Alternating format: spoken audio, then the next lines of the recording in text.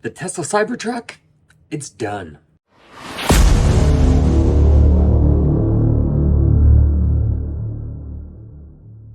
These quote-unquote trucks were all the rage, but it was surprising how quickly they have faded. As more and more people shelled out $20,000 to get a foundation series in the hopes to flip them, well, their luck has run out. It seems more and more of these Cybertrucks, you might be able to clear $5,000. It's not the $100,000 plus that everybody was dreaming of. And most of these are just the regular version, not the Cyber Beast version that so many people initially wanted. Then there was that whole pricing thing.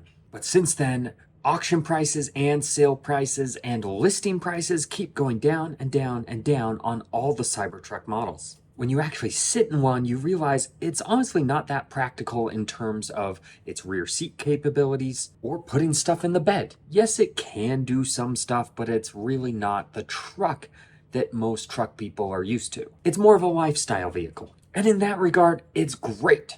But when even YouTubers who make their money off of content like this are turning down their Cybertrucks because they realize that ship is already passed, except Whistling Diesel. Can't wait to see what he does with his durability test. It seems that the sun has already set on the Cybertruck being the newest, hottest thing. So hopefully this means that pricing will become reasonable, and maybe on the used market you might actually get one for the price that Elon Musk initially announced. Believe it or not, there is still a very long wait list for this vehicle, so I'm not saying it's dead, it's gone, it's pointless. Actually, am I saying it's pointless?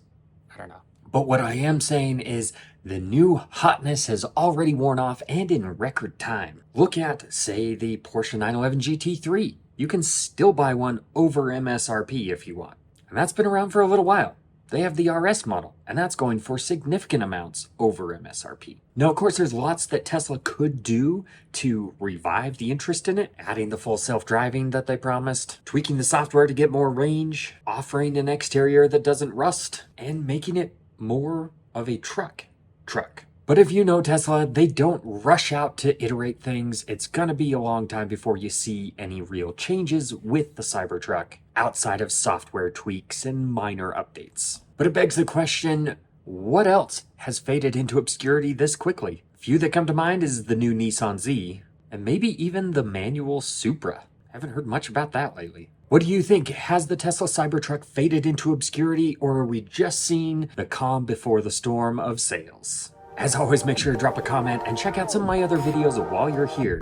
I'll catch you on the next one.